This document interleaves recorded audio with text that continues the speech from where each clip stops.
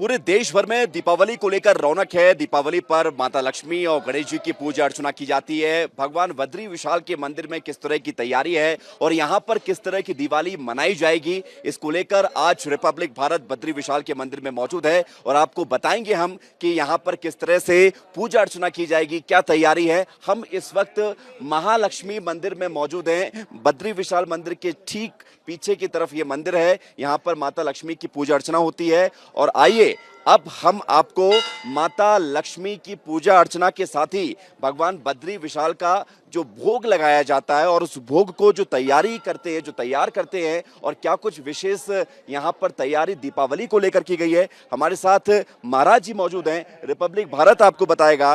महाराज जी, पंडित दिनेश डिमरी जी हमारे साथ मौजूद हैं, उनसे हम बात करते हैं। पंडित जी, दीपावली को लेकर विशेष तैयारी भी पूरे देश भर में होती है। हम देख पा रहे हैं बद्री विशाल में भी विशेष तैयारी की गई है। महालक्ष्मी जी का मंदिर भी सजा हुआ है। अब आप बताइए कि भोग किस तरह से तैयार किया जाएगा और किस तरह से पूजा अर्चना होगी आगे। जय श्री बद्री विशाल। सर्वप्रथम सभी देश, प्रदेश और विदेश में जो भी सनातनी लोग बैठे हैं उन सभी को आने वाले धनतेरस और दीपावली की सहृदय ढेर सारी शुभकामनाएं, बधाई और भगवान श्री बद्री विशाल जी के दरबार से शुभ आशीष, आशीर्वाद। जैसा आपने पूछा कि बद्री विशाल की जो दीपावली है विशेष क्यों होती है, क्योंकि देखिए ये भगवान का भूवैकुंठ लोक है और यहाँ पे 24 पहर जो है भगवान बद्री विशाल जी के साथ महालक्ष्मी विराजमान होती है। अन्य जगहों की तरह यहाँ का जो लक्ष्मी मंदिर है, यहाँ लक्ष्मी जी 8 रूपों में वास करती हैं। चतुर्भुज रूप में है, शालिग्राम शिला में विराजमान है, चतुर्भुज रूप में है, नारायण लक्ष्मी दोनों की प्रतिमाएं और महालक्ष्मी जी यहाँ पे जो शास्त्र कहता है अष्ट रूप में यहाँ विराजमान होती है। काम लक्ष्मी, भाग्य लक्ष्मी, सौभाग्य लक्ष्मी, सत्य लक्ष्मी, वैभव लक्ष्मी, अन्नपूर्णा लक्ष्मी, इन 8 रूपों में जो है महालक्ष्मी यहाँ पे वास करती है। इसलिए जो भी सनातनी इस धर्म परंपरा को जानता है वो दीपावली पे विशेष रूप से महालक्ष्मी जी के पूजन दर्शन करने के लिए श्री बद्रीनाथ धाम में पधारता है। महाराज जी, दीपावली पर लक्ष्मी जी की पूजा अर्चना के दौरान कौन से मंत्रोच्चार करने चाहिए, किस तरह से पूजा करनी चाहिए, ये भी बताइए।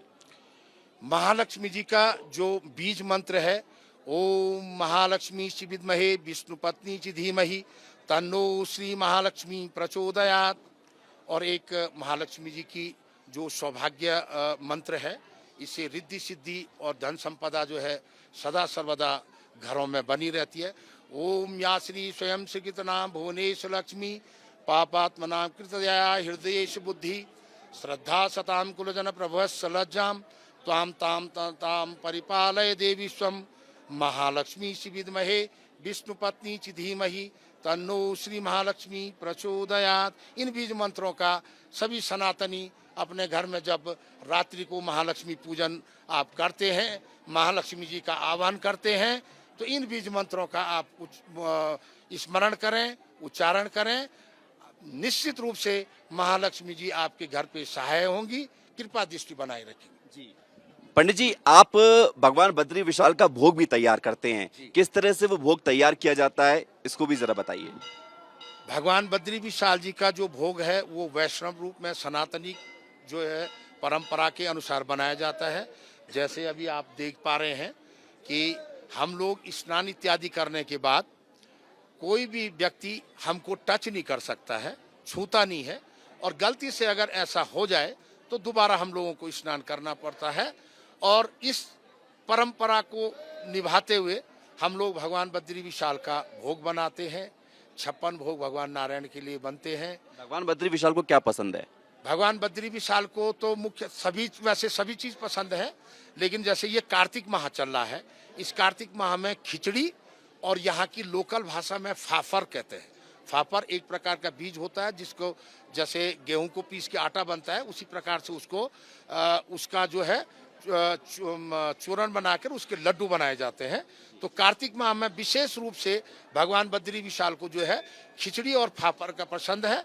और अन्य दिनों में जो छठ मास जो पूजन होता है उसमें भगवान बद्री विशाल का 56 भोग में खीर भोग, केसरिया प्रसाद, दाल, चावल, चूरन प्रसाद, इस प्रकार से 56 भोग भगवान नारायण के लिए बनते हैं। एक आखिरी सवाल, अभी हाल ही में प्रधानमंत्री मोदी भी आए थे, उन्होंने भी यहाँ पर पूजा अर्चना की थी, तो आप भी साथ में मौजूद थे। वो किस तरह का पल था, क्योंकि देश के प्रधानमंत्री जब पूजा अर्चना करने के लिए आते हैं, लोग भी इंतजार कर रहे थे, आपको भी इंतजार होगा। देखिए, वैसे तो अनंत काल अनादिकाल से ये देश सनातनिक रहा है, लेकिन मैं किसी पार्टी विशेष की बात न करते हुए एक पूजा पद्धति और सनातनी पुजारी होने के नाते ये अवश्य कह सकता हूँ कि जब से मोदी जी प्रधानमंत्री बने हैं, उन्होंने इस हिंदू धर्म को, इस सनातन धर्म को उस सीमा, उस चरम सीमा तक पहुंचा दिया है जिसकी कोई परिकल्पना भी नहीं कर सकता था। आज आप स्वयं मीडिया के लोग हैं, आप देश विदेश में जो है कवरेज करते रहते हैं, और समय में हमारे जो हिंदू धर्म के लोग हैं अपने जो फेस्टिवल त्यौहार हैं उनको मनाने में भी थोड़ा सा संकोच होता था, लेकिन हम देख पा रहे हैं कि विगत 8-9 सालों से जो है हर सनातनी, और वो किसी भी मजहब, किसी भी धर्म, किसी भी जाति पंथ का हो, हर व्यक्ति स्वतंत्र रूप से अपने धर्म का जो है पालन कर रहा है, अपना पूजन अर्चन कर रहा है। और कल जैसे आपका प्रश्न था, कल माननीय यशस्वी प्रधानमंत्री मोदी जी ने भगवान बद्री विशाल जी के दर्शन किए। उसके बाद मैं लक्ष्मी जी का पुजारी हूँ। उसके बाद वो लक्ष्मी जी में पूजा करने के आए। मैंने ऐसा भक्त आज तक नहीं देखा था। यहाँ लाखों हजारों की संख्या में भक्तजन आते हैं, लेकिन ऐसा भक्त मैंने आज तक नहीं देखा मोदी जी जैसा। कल महालक्ष्मी जी में, जबकि उनका एक एक पल बड़ा कीमती होता है, लेकिन जितनी देर हमने उनकी पूजा अर्चना की, वो बिल्कुल निरुत्तर होके, बिल्कुल माँ लक्ष्मी जी के और भगवान नारायण के चरणों में समर्पित होके बिल्कुल खड़े थे और अपना आशीर्वाद प्रदान कर रहे थे।